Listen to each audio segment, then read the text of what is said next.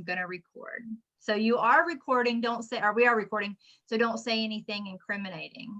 It'll be out there for the whole world. I want us to start with a blessing from this book that I have just really enjoyed sharing with you all this season. This blessing today it's called For Rock Bottom.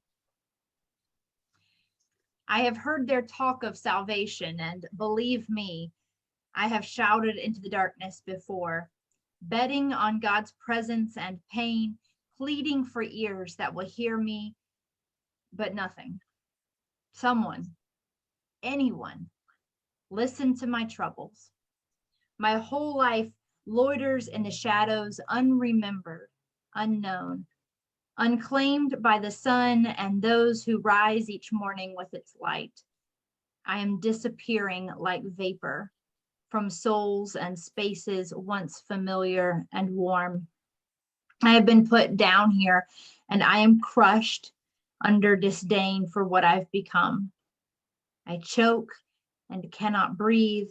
The shame washes over me, and I'm drowning alone. I'm separated from friends and neighbors who no longer look for me among the living. My eyes have adjusted to the grim confines of this grave, and I could give up. But even here, my hands grasp at the darkness in search of the God who claims to care. You make promises to the living, but what about the dead? Are the forgotten ones worth even one miracle? I cry out to you, not because I believe, but because it is my last resort. I have nothing but time and will wait for you to remember me. If you made me, if you loved the one I could have been, if you have not completely abandoned me here at the bottom. I am told there is one psalm that ends down here in the pits of despair, the tormented, unready to sing your praises. Why just one? I might never be ready and will not pretend to rejoice, for this suffering has stolen the parts of my soul that loved you with a righteous song. That's a hard read. And yet, as I consider the story of Joseph, I imagine that he has been there. It probably reminds you of some of the Psalms from the book of Psalms, and those voices that say, "How long, O Lord? How long will you leave us in this pit?" And that is part of the story of Joseph. So the structure of Joseph of the Joseph narrative is really interesting, and it's really unique in the book of Genesis. It is like a novella, just like that's the genre of these chapters, is a novella in the middle of this much bigger book. So, we've got all these small stories, and we get longer stories about, like, Abram and Abraham, and but we get to the Joseph story, and it's this very cohesive unit. The language shifts, there's some big changes that happen, but it really does read like a novel. And so it begins in chapter 37, and it continues really through the end of the book, so chapter 50. And you'll see we're not going to read all 13 chapters, by the way. Although actually there's only 12, because chapter 38 is like this strange insertion in the middle of it's not the middle, but at the beginning of Joseph's story. Chapter 38 is about Judah, his brother, and Tamar. And you might remember me mentioning the Tamar story when we talked about Ruth. So if you ever want to go back and read that, it's a fascinating story, but it's just not relevant to us today. So chapter 38 is just this like random thing stuck in there. I imagine that, the editor was like, I do want to tell this part of this story and it doesn't fit anywhere. So we'll stick it there. That's pretty much how it comes across. But the story of Joseph is this story of rising and falling. And in fact, I'm letting Carol in right now. So there's this rising and falling action. And I don't know if you can see my notes, they're a little scribbly, but it really is rising and falling, the whole story. And I'll try to sort of point those out as we get to them. But we begin with this story about an individual, and then it sort of becomes the story of a whole nation. And it's telling the story of how God's people end up in Egypt. So it's sort of setting the scene for everything that happens in Exodus. Just to sort of step back just a little bit. By the way, welcome, Carol. Glad you're here. Thank you. I just talked with my daughter who's got one more radiation. She'll finish tomorrow. Oh, good. That's wonderful. Thank you for updating us. I'm glad she's doing all right. So just to sort of step back from what's in the text and talk about dating for just a moment, like the dating of this text. There are some details, but not a lot, that can be collaborated with outside sources, like with the Egyptian sources. And there are almost really no clues at all external to Genesis that would tell us like when the Joseph story would have taken place. But the most plausible timing would be something in the like mid 17th to the mid 16th century BC. So this is a period that we call the Hyksos period. If this is not interesting to you, that's fine. We're not going to spend a long time talking about this. But the point is just like, it's hard to know where Joseph would have fallen in the timeline. But he's there somewhere. And the story is really fascinating and important for like setting the bigger story of what's happening and like where God's promise is leading God's people. So Joseph is described as a hero. He's sort of a folk hero in this novella. And we would sort of put Joseph in the same character sketches as like Daniel and Esther and Mordecai, these people of noble character and of courage who step out in the middle of great personal risk in order to thrive and succeed and to save their people. There are several themes and like motifs that we see repeated through this. So some of those are about being revealed by your clothing. So I'll try to point these out as we go along, but you're probably most familiar with the coat of many colors, which by the way, the Hebrew for that is really kind of impossible to translate. It's also sometimes called the coat with sleeves. It's just not clear what actually this looks like, but I like many colors because I like Dolly Parton. And so that song is in my head, but we also like remember the Potiphar story when she has his jacket. And so that's how she's able to sort of charge him that he had attempted to make a move on her or to rape her or whatever, but we'll get there. And then dreams, we see dreams over and over again in this story. So both of these are these really major themes, these motifs that we see throughout the text. All right, we, like I said, are not going to read the whole thing, but I do want us to read a little bit beginning in chapter 37. And then I'll sort of fill in the gaps and we'll move through and then we'll read a little bit more at the end of the story. So I'm assuming that you may already know a lot of this story. If you are a Sunday school person, you've probably heard it more than you are even aware. I feel like these are the good Sunday school stories that you learn when you're a kid coming up in church. But we start off with just an annoying little brother, which maybe you have some experience with. So beginning in chapter 37, Jacob settled in the land where his father had lived as an alien, the land of Canaan. This is the story of the family of Jacob.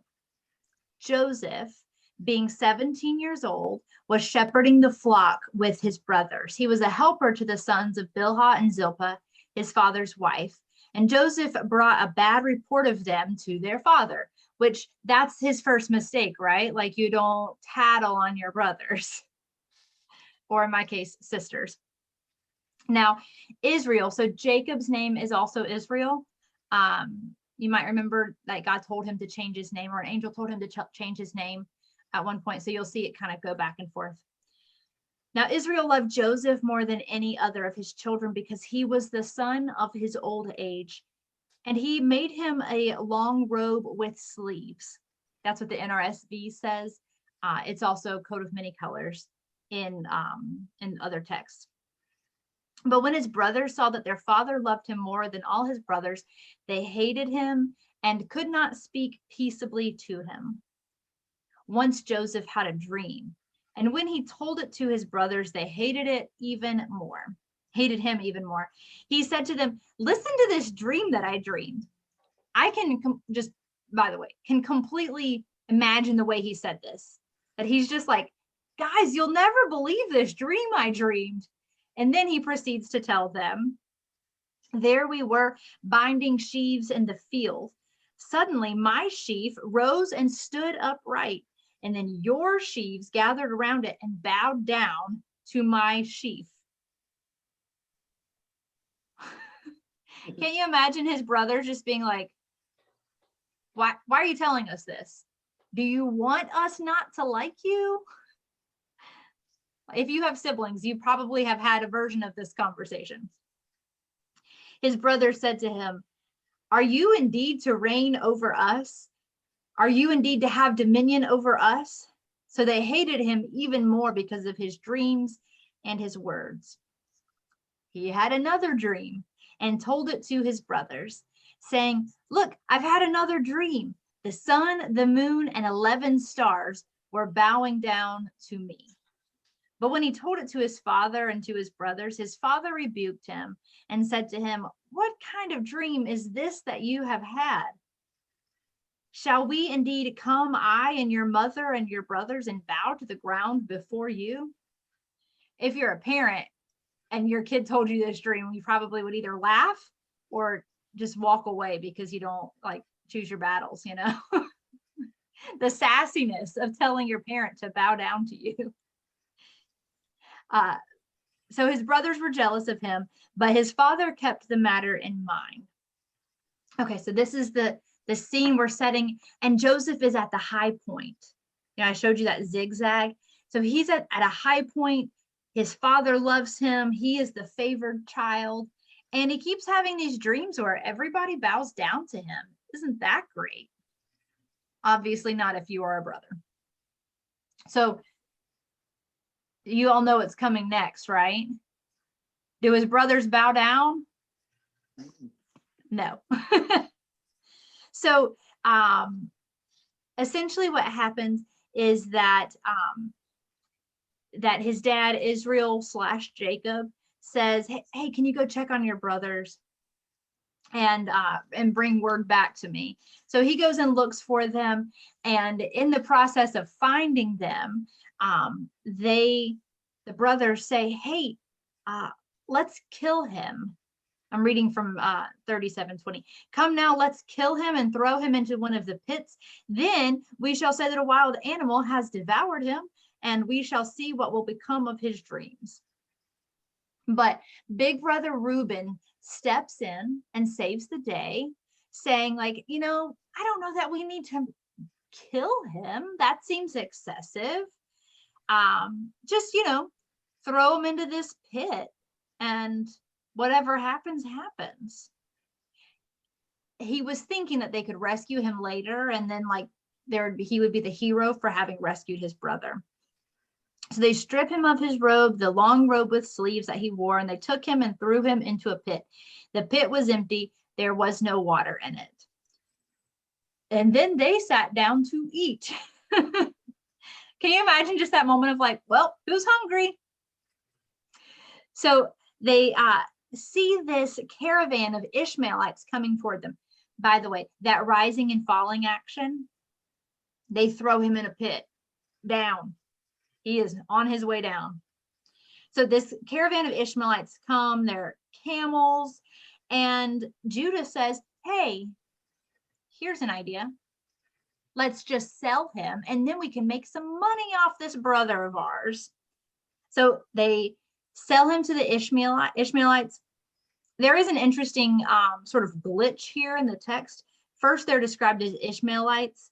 And then in verse 28, it says, when some Midianite traders passed by, they drew Joseph up, lifting him out of the pit, and sold him to the Ishmaelites for 20 pieces of silver. So the language shifts there a little bit, but the point of the story is the same. They pull him up to sell him off into slavery. And so Reuben, who's been gone this whole time, he comes back, brother is gone. He doesn't know what's happened. So he is just, he's distraught, but he takes his brother's robe. They make it look like Joseph's robe has been attacked by an animal. They dip it in blood. Then they take it to his father, and they're just like, hey, we found his robe. It looks like, a wild animal has eaten him. And Jacob mourns his son. In fact, he says at the end of chapter 37, I shall go down to Sheol to my son mourning. And his father bewailed him. Meanwhile, the Midianites had sold him, Joseph, in Egypt to Potiphar, one of Pharaoh's officials, the captain of the guard. So Joseph has had this tremendous sort of fall from glory. And he is no longer the favored son because he is presumed to be dead. And so we pick up in chapter 39 with Joseph and Potiphar's wife. So he's been sold, he's a slave, and his owner is Potiphar, an officer of Pharaoh, the captain of the guard.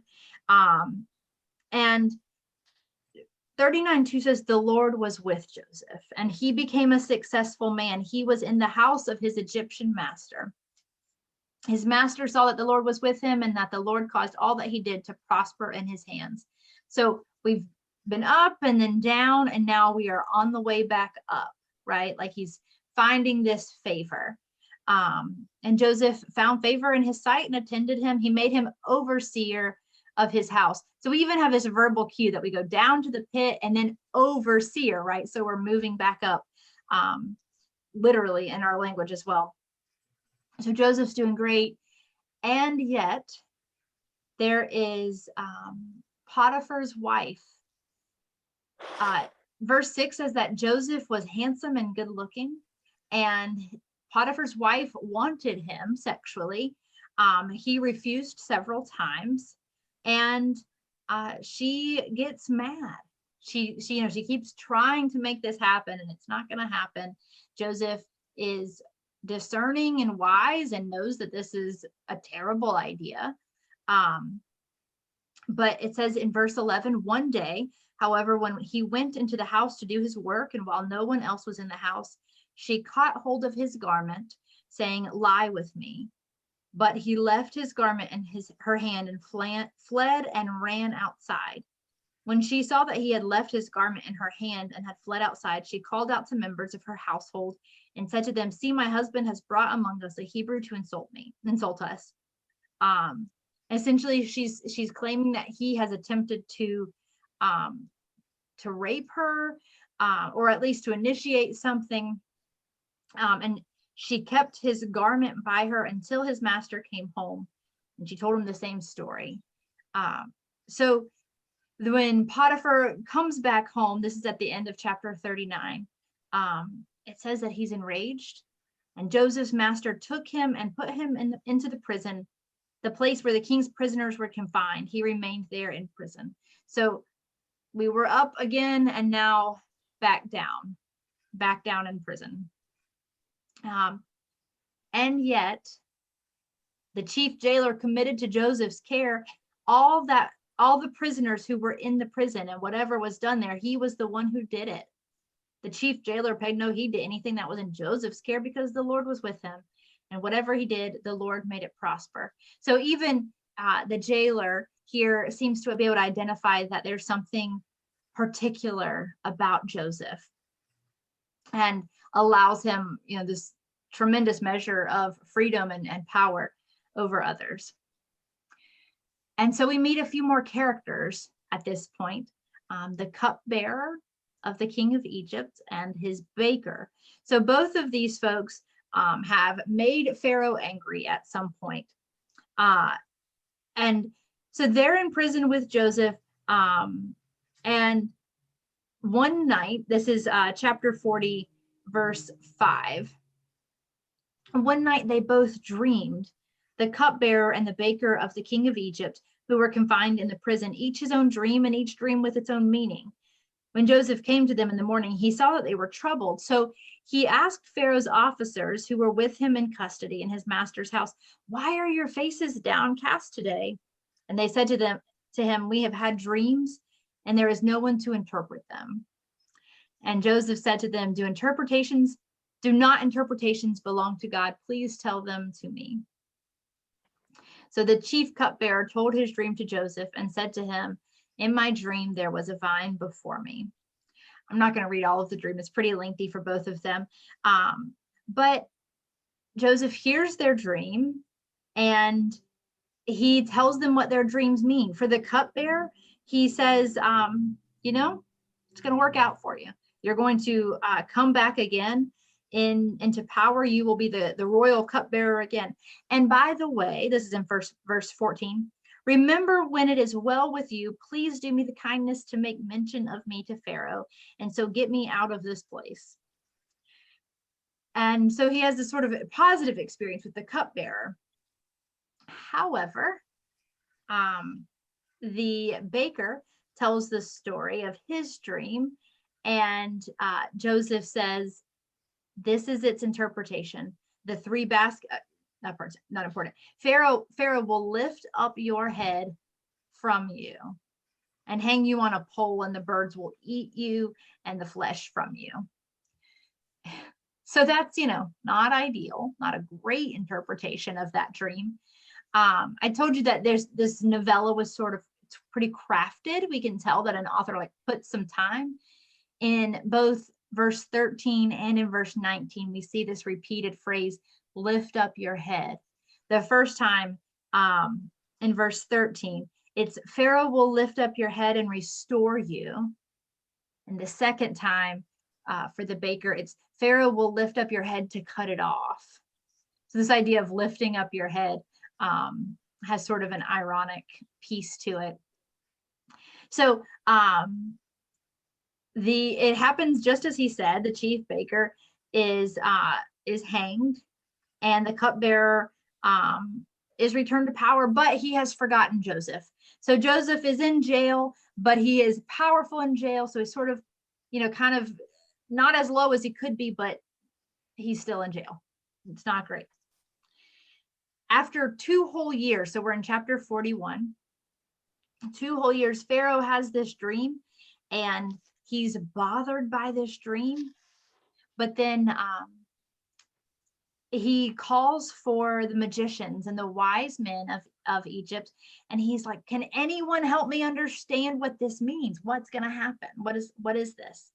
And this sort of insertion in verse 8 feels like it's really the author saying none of the magicians and the wise people can interpret dreams. But then in verse 9, then the chief cupbearer said to Pharaoh, "I remember my faults today. Once Pharaoh was angry and I was in jail, but I met someone who could interpret dreams. And it really did happen. So Pharaoh sends for Joseph, and Joseph comes, and in verse 16, Joseph says, I am not the interpreter of dreams, but God will respond to you. God will give you this lesson. And so he hears the dream and he offers an interpretation, and telling the Pharaoh, there's going to be a really severe famine. This is coming. It's going to be bad. And so he interprets this dream, and Pharaoh believes him. And so the rest really of chapter 41 is Joseph being put into power, lifted back up to a high point of power. In verse 46, it says that he is 30 years old. He's given the Pharaoh's signet ring. He is given an Egyptian name and marries an Egyptian woman he's marrying into the priesthood of another god. It says in verse 45, he gave him Asenath, daughter of Potiphar, priest of On, as his wife. And thus Joseph gained authority over the land of Egypt. So he has really sort of come back up to this new pinnacle in some ways, that he is an authority over the whole nation.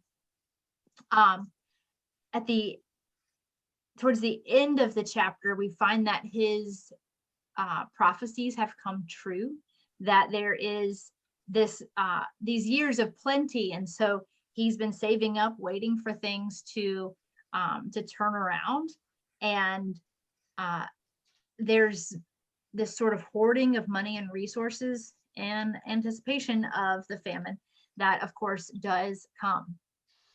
So then we come in chapter 42, and the brothers come to Egypt, and they come actually as Abram did before, for the same reasons, looking for food. So they go down to Egypt. They're there to try to buy some grain. And it says Joseph is the governor of the land. It was he who sold to all the people of the lands. And Joseph's brothers came and bowed themselves before him with their faces to the ground. So we have this partial completion of Joseph's dream. His brothers have come to bow down before him. It's almost fulfilled. So they have this whole thing, this whole conversation about, are the brothers spies? And they say they're not. And Joseph's sort of like, why would I trust you? You might be here to do us evil. He claims to be testing whether or not they're spies, but he seems to actually be testing to see, will they betray their brother who is back at home, Benjamin? Will they do to Benjamin what they did to Joseph? So he sends them back, and but with sort of this collateral that Simeon is going to stay behind. And so they have this whole conversation, this whole thing. They go back, and they empty their sacks when they get home. And there in each one's sacks, by the way, I'm reading from 42:35, was his bag of money. When they and their father saw their bundles of money, they were dismayed. And their father Jacob said to them, I am the one you have bereaved of children. Joseph is no more, and Simeon is no more, and now you would take Benjamin, because they were supposed to bring Benjamin back. All this has happened to me. Then Reuben said to his father, you may kill my 2 sons if I do not bring him back to you. Put him in my hands, and I will bring him back to you. But he said, my son shall not go down with you, for his brother is dead, and he alone is left. If harm should come to him on the journey that you are to take, he would bring down my gray hairs with sorrow to Sheol. So the story sort of stalls out there for a little bit. And then in verse 43, it indicates that they're out of food again. So they go back to Egypt. I wish we knew how long it feels like they just sort of forgot about Simeon. Like they just left him there in Egypt until they ran out of food. And then they were like, oh yeah, we should probably go back to get more food. And by the way, Simeon's still there. Wonder how that guy's doing. I sort of feel bad for Simeon in this part of the story, at least. So they go back, they bring Benjamin with them, just as they are supposed to do. And in verse 26, we read, when Joseph came home, they brought him the present that they had carried into the house and bowed to the ground before him. And so this is the fulfillment of Joseph's 17-year-old dreams. His brothers are bowing down to him, just as he knew would happen. Everyone's there. And so they're sort of talking, is your father okay? What's going on? There's another test. And this time he sort of sets up poor Benjamin, which, like, I just feel sorry for him. He seems like he's pretty innocent, caught up in this. But the test here is to see, will they allow what happened to Joseph to happen to Benjamin? Will they allow him to be enslaved as they made happen to Joseph? And the answer is that it all sort of resolves itself. Judah gets to be the hero, and it all kind of works out. And in chapter 45, Joseph finally reveals himself to his brothers. Verses 1-3 say, then Joseph could no longer control himself before all those who stood by him, and he cried out, send everyone away from me. So no one stayed with him when Joseph made himself known to his brothers, and he wept so loudly that the Egyptians heard it, and the household of Pharaoh heard it. Joseph said to his brothers, I am Joseph. Is my father still alive? But his brothers could not answer him, so dismayed were they at his presence. And so he tells them, I'm your brother. And he spends a lot of time sort of reassuring them. Do not be distressed or angry with yourselves because you sold me here, for God sent me before you to preserve life. For the famine has been in the land for 2 years, and there are 5 more years in which there will be neither plowing nor harvest. God sent me before you to preserve for you a remnant on earth, and to keep alive for you many survivors. So it was not you who sent me here, but God. He has made me a father to Pharaoh and lord of all his house and ruler over all the land of Egypt. And then he says, go get my father, excuse me. Go get my father. I want to see him. I want to be with him, in his old age. And he gives them land. He tells them to settle in the land of Goshen, which we don't know exactly where that is, but probably somewhere in the eastern Nile Delta. And they're sort of reunited. So Jacob comes towards Egypt. His first stop is in Beersheba, which is the place where God told Isaac to stay. This is God communicates with Jacob and tells him to go to Egypt. So there's sort of this undoing of the promise, but there's an expansion here of the promise. So let me just read the beginning of chapter 46 for you.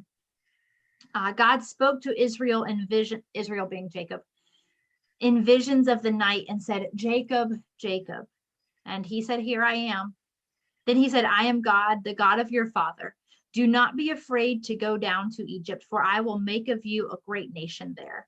I myself will go down with you to Egypt, and I will also bring you up again. And Joseph's own hand shall close your eyes. So the promise that was given to Abraham and then to Isaac and now Jacob and Joseph, they're all part of this chain.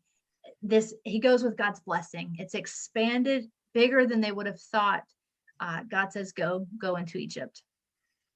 So we finish this story in a high note for Joseph. He's back at the top.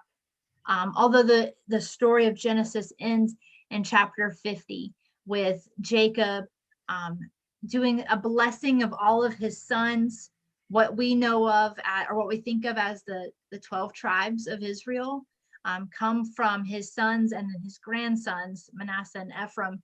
Joseph's sons get included in this. And Joseph's sons receive a particular blessing. And there's this really interesting thing that happens where the older son, who now off the top of my head, Is Manasseh the oldest? Manasseh the older. Anyway, Yes, so it is. I was like, I've got a 50-50 shot of being right about this. But so you would expect that as the older son, he would be the favored one.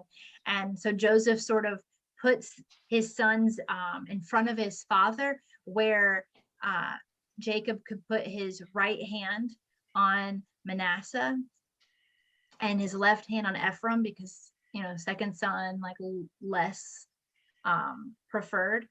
But then Jacob switches his hands and exchanges the blessing that would be for the older son and gives it to the younger, which continues, again, that theme that we see throughout Genesis, and really throughout scripture, if we're looking at it with a wider lens, that the underdog, the younger son, the one who's sort of not expected, is the one that ends up being preferred.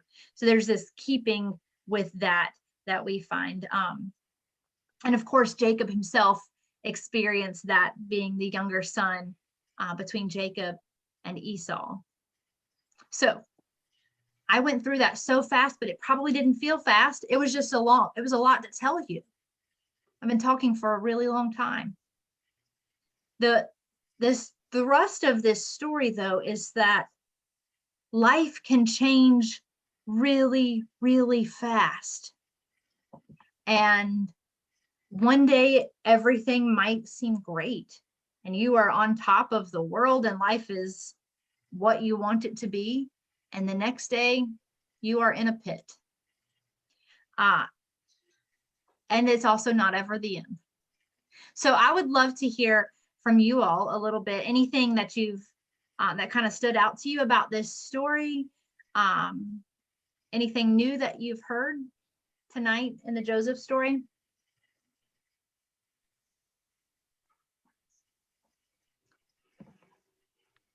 Sleeves. I'd never heard of the coat with sleeves. I'd always heard of just the coat of many colors. Yeah, it's one of those interesting things that's really just like we don't really know how to translate this. It could mean some different things, but then the tradition has been coat of many colors, and that just sounds nice, and so that's what we go with. Well, it could have been a coat of many colors because the sleeves could have had a lot of different fabrics in it. I mean, there you go. And I just sort of a thought that came to me. I've heard people say, I guess Islam says, oh, you can't translate the Quran into an understandable thing in English. And I've heard it said, as we've gone through some of these studies, it's sort of hard. It could mean this, it could mean that, because of the translation from Hebrew and to Greek, and then Greek into English. We sort of see the same type thing, the nuances of the language. It depends on what verbs are used with it, or how it's placed in the structure of a sentence, because there's no punctuation in Hebrew. So you're having to sort of, you're sort of having to understand, well, this may be what it is, and it might be this. It doesn't give you sometimes a real concrete thing in it, which reminds me of another little instance someone used one time, where they said, well, on the cross, Jesus said to the robber, verily I say unto you, today you shall be with me in paradise. And someone says, but there's no comma. So did he say it that way, or did he say it, verily I say unto you, today you will be with me in paradise? And so you get this, it's almost like you have to read the entire Bible to really understand and absorb what's really the total meaning of what you've been told. And you can't split apart a verse or one thing and not consider the other things. Yeah, I think that's so true. And when you really get sort of serious about the scholarship piece, and like really learning the language and that piece of it, what you learn is how much we don't know. Yeah. And there are so many directions that something can go sometimes. And so I love that. I find that to be exciting. And not everybody does. Sometimes people just don't like it because it feels stressful or like, just overwhelming. And other people, I think it feels destabilizing. And I have been there too, where you're kind of like, I need this just to mean what I think it means. It freaks me out if it doesn't. Well, a literal translation over an understood or understanding of what it means to you, and that gets people into arguments and things like that. But I hear what you're saying. Yeah. Well, and I'll say, like, personally, I love it. I'm like, let's jump in, let's wrestle with it. And actually, speaking of Jacob, one of my favorite sort of metaphors for this is that idea of Jacob wrestling with the angel at Bethel. And remember, he wrestles with the angel all night. And it says that he walks away with a limp because the angel like dislocates his hip. But he leaves with a blessing. And sometimes I think that the Bible can be like that. Like, you can wrestle with it and it might be hard. I mean, you might feel like you're walking with a limp after that, and you leave with a blessing. And different stages of life are different things, I think, but yeah, I like to wrestle with it. I'm okay with not knowing everything, which is good news, because I'll never know it all. We'll never know it all. Though him will understand it all by and by, because we don't know. We wonder why. And sometimes that God doesn't reveal it to us now. And sometimes it's even years later that you get an understanding. I know Juan and I live in Greenville, South Carolina. We were going to a Presbyterian church there, and we were the youth advisors for a couple of years. And we were doing a study on the book of Acts. And maybe it was the translations of the Bible, or maybe I didn't see it, but it's the first time I understood where it said, "And Christ descended into hell." And I hadn't picked up on that before. And I'd often heard people say it, and I said, well, I don't know where that's coming from. But it sort of came through that Bible study with the youth. And even reading the Bible now, I say, I don't remember reading that particular circumstance or that particular understanding when I read it, going through it again. It's something else is revealed, and you wonder why it came out this time instead of why did you get it the first time. And it may change your perception on what the story really means, or what it means to you now, or do you need this message now? Yeah, I think that's right. Hey, I'd forgot the piece about Joseph interpreting the dreams in prison. I remembered the cupbearer, but man, how bad was that? Hey, Baker guy, I got some real bad news for you. And he didn't pull any punches. I mean, what a terrible. So that's kind of a blessing and a curse. You get to give one good and dream interpretation, then the next one is like terrible.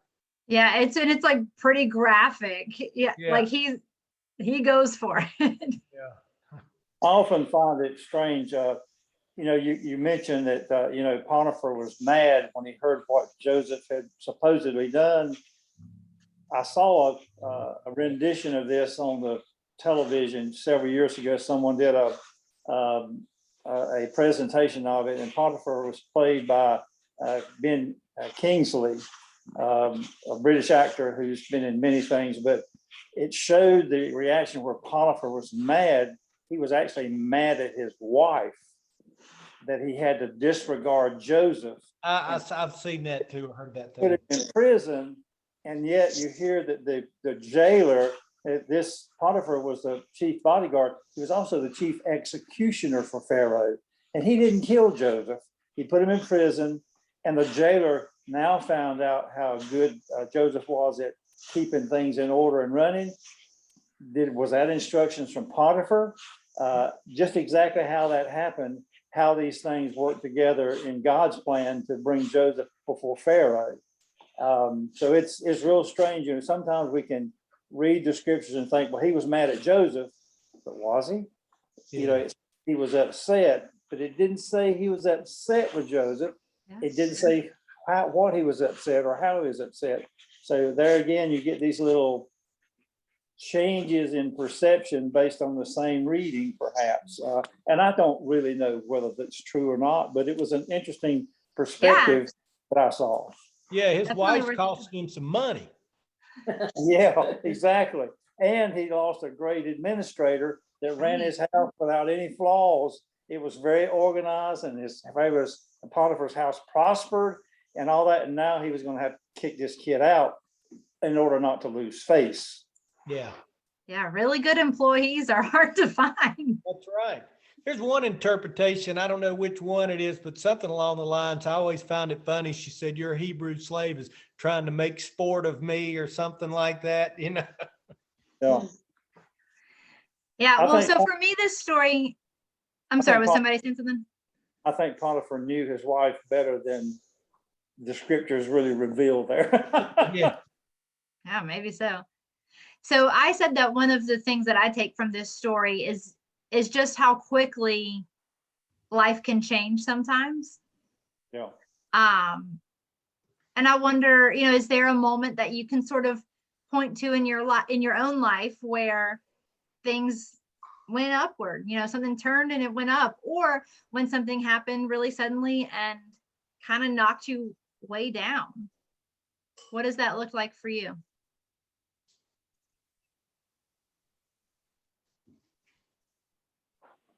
I think we all can probably find places where we had little downturns or thought what we interpreted to be a downturn.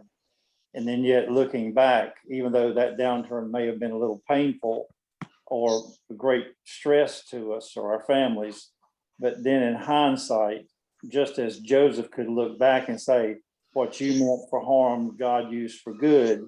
And you can see how God has used your life and a downturn perhaps to give you a blessing in another way that you couldn't see at the moment in time where you were in. In that moment, you can only see it looking back, not looking forward.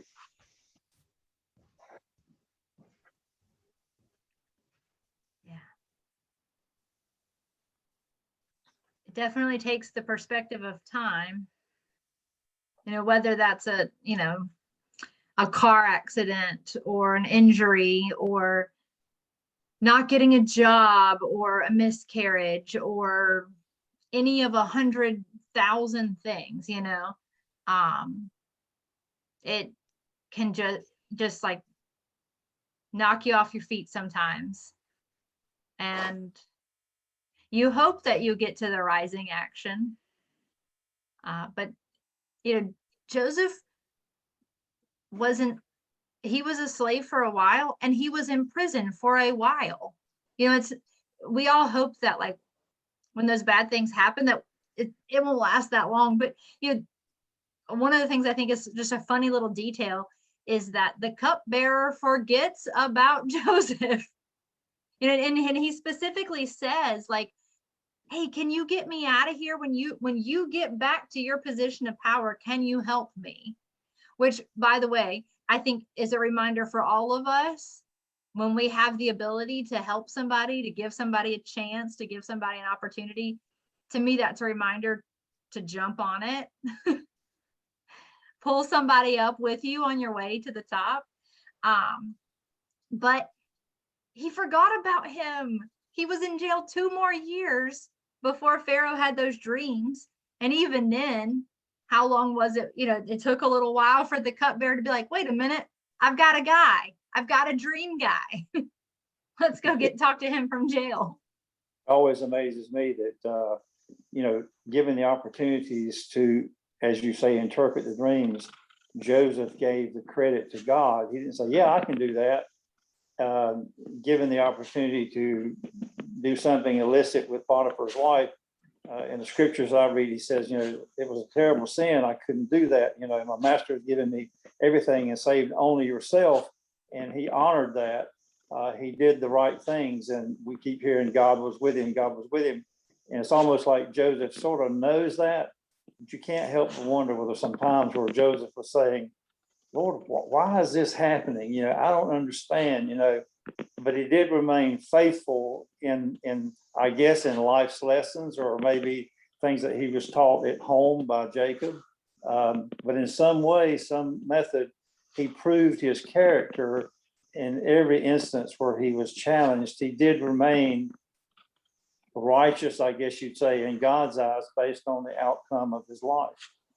And he even used the fact that he was in Egypt to save his family, which he probably never even thought of while he was there, while he was in prison. But yet he gave God that credit that God had done it to save them.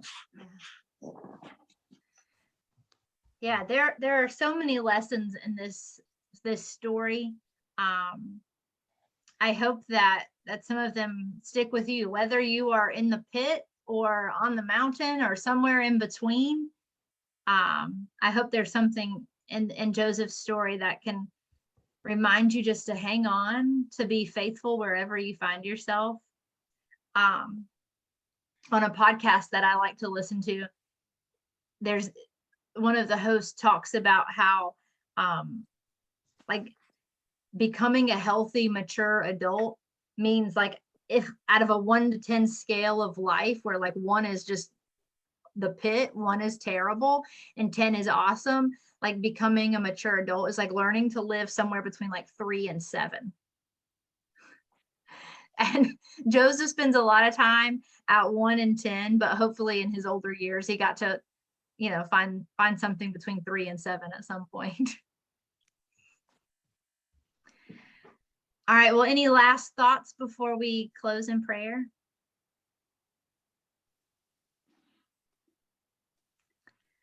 All right. Well, I'll just tell you that our scripture for Sunday is about Ruth. And we're going to talk about being blessed to endure. So if you were here for that week of Bible study, I feel like I should tell you that you're already prepared for this. We're blessed for endurance and to keep going, which I think is also part of the Joseph story. Is like, you might find yourself in the pit, you might find yourself in jail, but you still say to somebody like, hey, can you help me? Hey, can we get out of here? Like, you just don't give up. You just got to keep going, even when you don't see a way out. All right. Well, thank you so much for being here. I'm going to close us in prayer, and I'll see you again next week, if not before then.